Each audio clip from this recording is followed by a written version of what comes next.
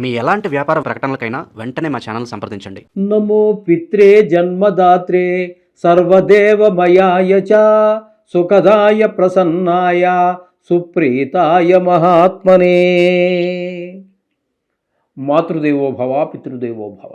వృశ్చిక రాశి వారికి డిసెంబర్ నెల 2025 సంవత్సరం గోచర ఫలితాలు ఏ విధంగా ఉంటాయో సశాస్త్రీయ పద్ధతిలో తెలుసుకునే ప్రయత్నం చేద్దాం. గురు యొక్క సంచారం ఈ నెల రోజుల్లో తులారాశితో ప్రారంభమవుతోంది. ఆ తులారాశిలో 6 రోజులు ఉంటున్నారు. తదుపరి జన్మంలోకి వచ్చిన తర్వాత ఆయన 24 రోజులు ఉంటున్నారు. తదుపరి ఒకే ఒక్కరోజు ద్వితీయ స్థానంలో సంచారం చేస్తూ ఉన్నారు. ఒకే ఒక్కరోజు.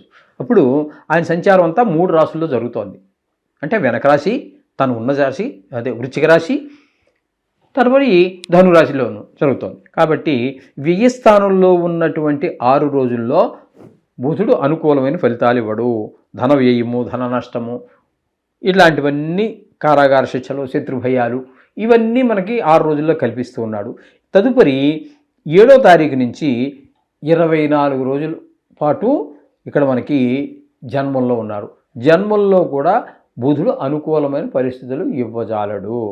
వ్యయంలోనూ అనుకూలం లేదు, జన్మంలోనూ అనుకూలం లేదు. 24 రోజులు అంటే 30 రోజుల పాటు అనుకూలత లేదు.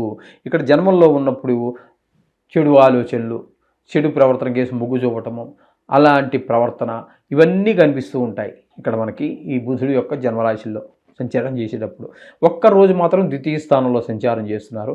ఆ రోజు మాత్రం కాస్త డబ్బులకి ఇబ్బంది లేకుండా మాట బాగుండటము, అట్లా అందరి యొక్క కంటి జబ్బులు ఎవరికైనా ఇంట్లో ఉన్నట్టయితే వారికి ఆ ఒక్కరోజు కాస్త మనకి అనుకూలమైన ఫలితాలు కంటికి సంబంధించి ఉండటం అన్నీ కనిపిస్తూ ఉంటాయి. మొత్తంగా చెప్పాలి అన్నట్టయితే ఆ ఒక్కరోజు విడిచినట్టయితే నెలంతా కూడా బుధుడు అనుకూలత లేదు.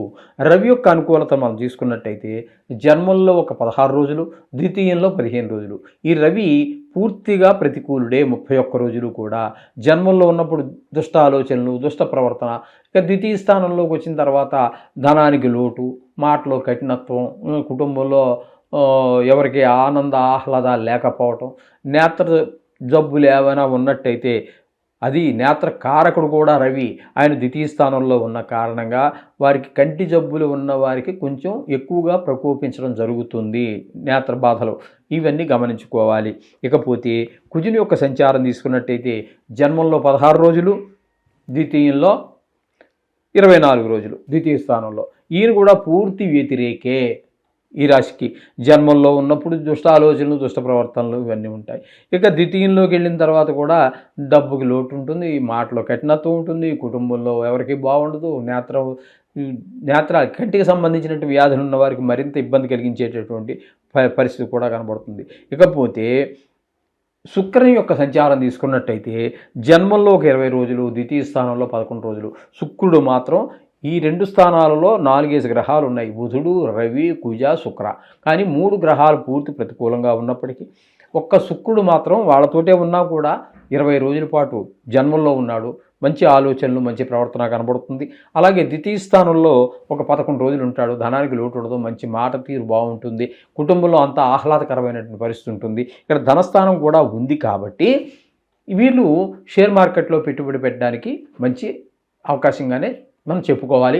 అలాగే టీవీ రంగంలో ఉన్నటువంటి వారికి, సినిమా రంగంలో ఉన్నటువంటి వారికి, సోషల్ మీడియాలో ఉన్న వారికి కూడా అనుకూలమైనటువంటి పరిస్థితి ఏర్పడుతూ ఉన్నది ఇక్కడ. ఇకపోతే చతుర్థ స్థానంలో రాహుగ్రహ సంచారం జరుగుతోంది. ఇక్కడ దీన్ని సుఖస్థానం అంటారు. విద్య విషయంలోనూ, భూమి విషయంలోనూ, గృహాల విషయంలోనూ, వాహనాల విషయంలోనూ, మన స్వభావం విషయంలోనూ కొంత వ్యతిరేకత కనబడుతూ ఉంటుంది. ముఖ్యంగా ఈ షేర్ మార్కెట్, ఇది రియల్ ఎస్టేట్ వ్యాపారం చేసేవారికి మాత్రం వీరు ఈ నెల రోజులు వారికి అనుకూలమైన ఫలితం కాదు. అంటే ఇప్పుడు ప్రస్తుతం మనం చెప్పుకుంటున్నది డిసెంబర్ ఫలితాలు మాత్రం, నెల రోజుల ఫలితాలు చెప్పుకుంటున్నాం. కానీ రాహు ఇక్కడ సంవత్సరంన్నర పాటు ఉంటారు. కొంతకాలం గడిచిందనుకోండి, మిగతా ఈ ఉన్నంతకాలము కూడా ఈ వృశ్చిక రాశి వారికి రియల్ ఎస్టేట్ వ్యాపారం ఈయన ఇక్కడ ఉండగా ముందుకు వెళ్ళడం కష్టము. ఇది గమనించుకోండి. ఓకే.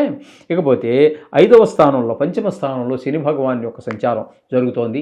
ఇది కూడా అనుకూలమైనది కాదు. సంతానం విషయంలో, కొన్ని చదువు విషయంలో, గాయాలు చేసే విషయంలో, చెడు స్నేహాల విషయాల్లో ఇబ్బంది పెట్టేటటువంటి పరిస్థితి అంతా శని భగవానుడి వల్ల జరుగుతూ ఉంటుంది. ఇది ఒకటి గమనించుకోవాలి మీరు. ఇకపోతే 9, 8 స్థానాలలో గురుగ్రహ సంచారం జరుగుతోందండి. మొదట 8 చెప్పుకోవాల్సింది కాకుండా మొదట 9 చెప్పుకుంటున్నాం. ఎందుకని 1వ తారీఖు నుంచి 6వ తారీఖు వరకు అతిచారము వలన ఆయన కర్కాటక రాశిలో, అంటే ఇక్కడ వృశ్చిక రాశి నుంచి ఇది తీసుకున్నట్టయితే భాగ్యస్థానం అవుతుంది. భాగ్యస్థానంలో 6 రోజుల సంచారం. భాగ్యస్థానంలో గురువు యొక్క సంచారం 6 రోజులు చాలా బాగుంటుంది.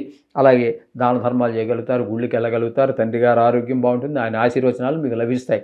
తదుపరి 9 నుంచి 8కి వెళ్తున్నారు. ఈయన అతిచారం వల్ల ముందుకు వచ్చాడు, కానీ ఈయన ఉండవలసింది యాక్చువల్గా ఎక్కడంటే మిథునంలోనే. కాబట్టి అక్కడ 25 రోజులు ఉంటున్నారు. ఆ 20 రోజులు అష్టమ స్థానంలో ఉన్న కారణంగా కొంతమందికి ఉద్యోగం నుంచి సస్పెండ్ అవ్వటం, లేకపోతే డిస్మిస్ అవ్వటం, ప్రైవేట్ కావచ్చు, గవర్నమెంట్ ఉద్యోగం కావచ్చు, లేదా అలాగే ధన నష్టం వచ్చే అవకాశం ఉంటుంది. సడన్గా కొన్ని చెడు వార్తలు వింటారు, బంధువులు, ఆప్తులు, చుట్టాలు, ఏదో స్నేహితులు, ఈ వీళ్ళల్లో ఎవరో వారి గురించి చెడు వార్త వినాల్సి వస్తుంది. చనిపోయారనో, లేకపోతే ఏదో పెద్ద హార్ట్ అటాక్ వచ్చిందనో, లేకపోతే పక్షవాతం వచ్చి అలా పడిపోయాడనో, ఏదో మొత్తం మీద. అలాగే కొంతమందికి భార్య పీడ, అంటే కొంతమందికి భార్య చనిపోవచ్చు, లేదా పీడ అనేటప్పటికీ రకరకాలు ఉంటుందిలేండి. అందులో కూడా మళ్ళీ కొంతమంది ఇంకెందుకు పనికి రాకుండా ఉన్న మనిషి బతికితూ ఉంటే మాత్రం ప్రయోజనం ఉంటుంది. ఈ విధంగా కొన్ని చోట్ల అవమానాలు ఇలాంటివి కూడా ఇవన్నీ పొందే అవకాశం ఉంటుంది. కాబట్టి ఇక్కడ మనకి ఇది కూడా మనం గ్రహించుకోవలసి ఉంటుంది. అష్టమ స్థానంలో గురువు యొక్క సంచారం. ఇక తీసుకున్నట్టయితే దశమ స్థానంలో కేతుగ్రహ సంచారం జరుగుతోందండి. దశమ స్థానంలో కేతుగ్రహ సంచారం వల్ల వృత్తిపరమైన, ఉద్యోగపరమైన, మీరు ప్రతి మనిషి ఏదో పని చేస్తూనే ఉంటాడు కదండి.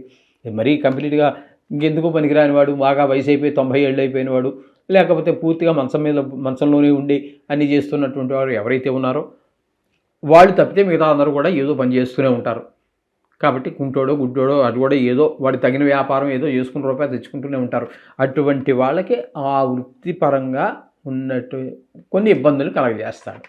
అది ప్లాట్ఫామ్ మీద చేసుకునేవాడు కావచ్చు, లేదా పెద్ద షోరూమే కావచ్చు, లేదా పెద్ద బంగారు షాపే కావచ్చు, ఏదైనా సరే వాడికి కొన్ని ఇబ్బందులు కేతువు వల్ల కలుగుతాయి, వృత్తిపరమైనటువంటి ఇబ్బందులు.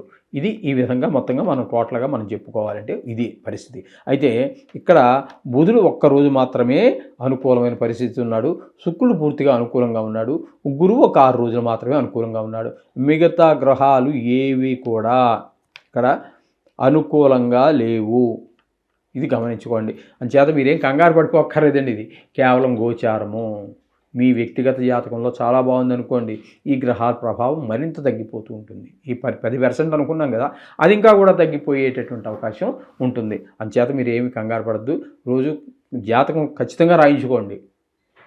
ఎవరైనా సరే నిష్ణాతులు లేని వారి చేత జాతకం రాయించుకోండి, అది చూసుకోండి. ఇది చిన్న వాటికి ఏముందంటే, రోజు మీరు నిత్యం పూజలో నవగ్రహాలను ఒకసారి స్మరించుకోండి.